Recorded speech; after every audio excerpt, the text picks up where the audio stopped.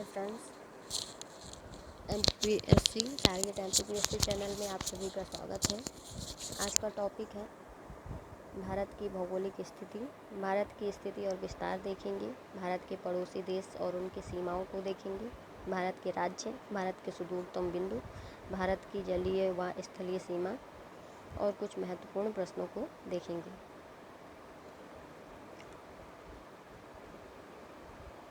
शुरू करते हैं। सबसे पहले देख लेते हैं भारत की स्थिति। ये भूमध्य रेखा, ये मकर रेखा और ये कर्क रेखा। कर्क रेखा के बीचों कर्क रेखा की नॉर्थ और ईस्ट में बीचों बीच अर्थात उत्तर पूर्व में अपना भारत स्थित है। अर्थात भारत के बीचों बीच से होकर कर्क रेखा गुजरती है। ये भारत की स्थिति है।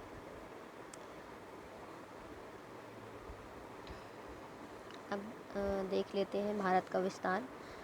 भारत का विस्तार 8 डिग्री, ये साउथ आप सब जानते होंगे।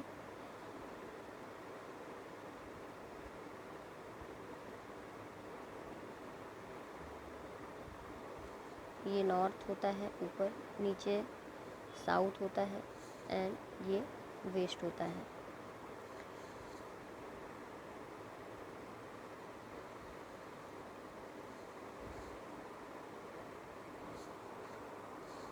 भारत का विस्तार है 8 डिग्री 4 मिनट उत्तरी अक्षांश से 37 डिग्री 6 मिनट उत्तरी अक्षांश और 68 डिग्री 7 मिनट पूर्वी देशांतर से 97 डिग्री 25 मिनट पूर्वी देशांतर। अब भारत से कर्क रेखा। कर्क रेखा भारत के 8 राज्यों से होकर गुजरती है। गुजरात, राजस्थान, मध्य प्रदेश, छत्तीसगढ़, झारखंड, पश्चिम बंगाल, त्रिपुरा और मिजोरम। ये है, ये गुजरात है, ये राजस्थान है, ये मध्य प्रदेश, ये छत्तीसगढ़, ये झारखंड एंड यहाँ ये त्रिपुरा एंड मिजोरम और ये यहाँ पश्चिम बंगाल फिर त्रिपुरा और मिजोरम। ये 8 राज्य हैं जिनसे कर्क रेखा होकर गुजरती है।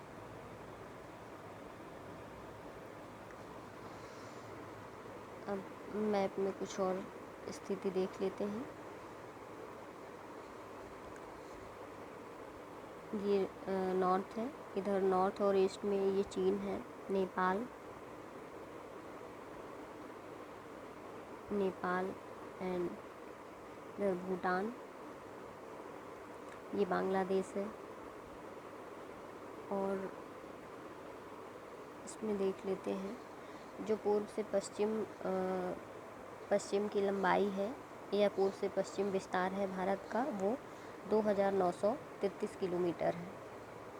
2933 किलोमीटर है पूर्व से पश्चिम या पश्चिम से पूर्व की लंबाई या विस्तार। और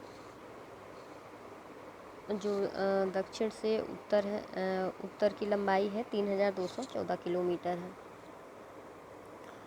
ये स्थिति ये बंगाल की खाड़ी है, बंगाल की खाड़ी, अंडमान और निकोबार द्वीप समूह, इधर ये लक्षद्वीप है, ये इधर अरब सागर है। वेस्ट में ये गुजरात है। और देख लेते हैं इसमें कुछ पॉइंट। और ये 82.5 डिग्री 30 मिनट मानक यामी उत्तर या मानक समय रेखा है भारत की।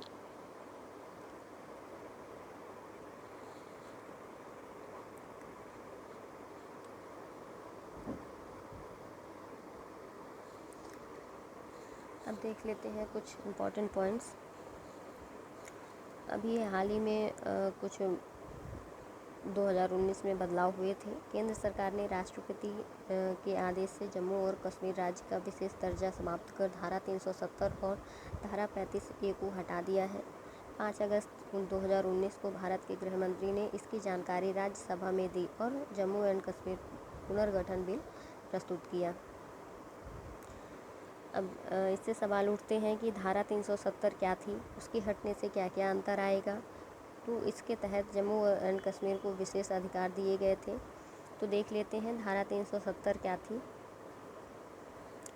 धारा 370 जम्मू कश्मीर का अलग से झंडा था और भारत की राष्ट्रीय ध्वज का सम्मान करना अनिवार्य नहीं था जम्मू कश्मीर के लिए।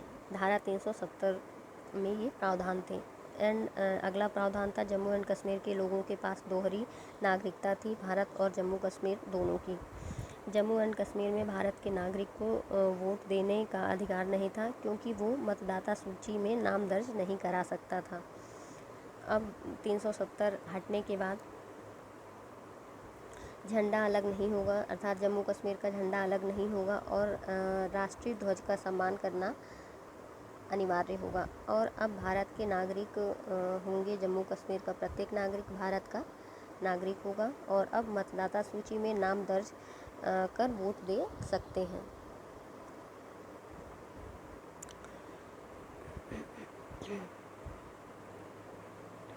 और इसमें धारा 370 में और प्रावधान थे। भारत के सुप्रीम कोर्ट के आदेश पहले जम्मू कश्मीर में मान्य नहीं होते थे और भारत का नागरिक जम्मू कश्मीर में भूमि नहीं खरीद सकता था और संसद के पास कानून बनाने की सीमित अधिकार थे। अब चूँकि 370 हटने के बाद अब जम्मू कश्मीर में भी सुप्रीम कोर्ट के आदेश पूरी तरह से मान्य होंगे और जम्मू कश्मीर में कोई भी ज़मीन भूमि खरीद सकता है और अब पूरे अधिकार होंगे कि संसद के पास कानून बनाने के सीमित अधिकार थे, अब पूरे अधिकार होंगे। अनुच्छेद 35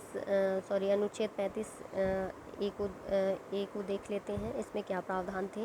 तो अनुच्छेद 35A 1954 में राष्ट्रपति के आदेश से ये संविधान में जोड़ा गया था।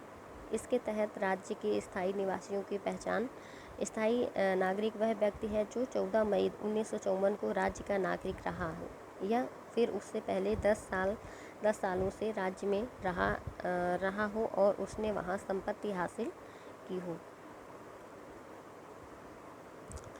जम्मू कश्मीर पे तो सुप्रीम कोर्ट का आदेश नहीं चलता, तो धारा 370 कैसे हटी, ये इम्पोर्टेंट क्वेश्चन उठता है।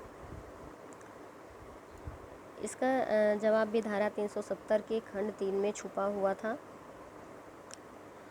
370 धारा थी वो 3 खंडों में बंटी हुई थी। खंड 3 में था अनुच्छेद 370 के तहत राष्ट्रपति आदेश जारी कर धारा 370 को खत्म कर सकता है, पर 370(3) में ये भी प्रावधान था कि 370 को बदलने के लिए जम्मू और कश्मीर संविधान सभा की सहमति लेना जरूरी होगी।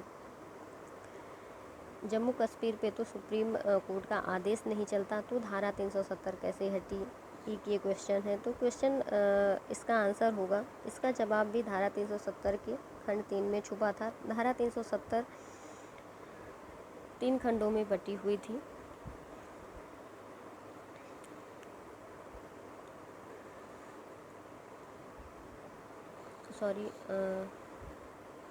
डबल इमेज हो गई।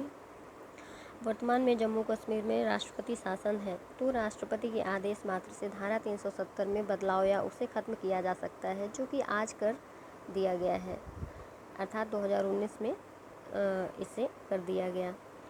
अब जम्मू कश्मीर पे तो सुप्रीम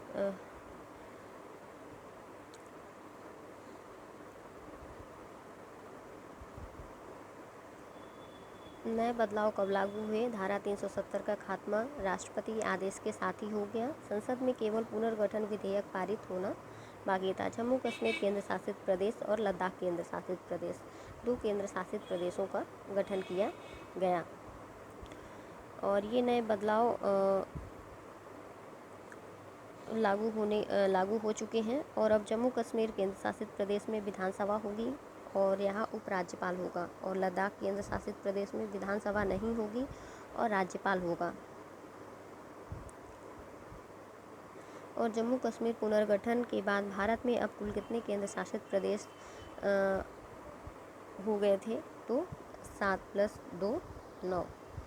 अब 9 मवेशी, उसके बाद दमन और दीव, दादरा और नागर हवेली को एक कर दिया गया था। तो अब वर्तमान में केंद्र शासित प्रदेशों की संख्या 8 है।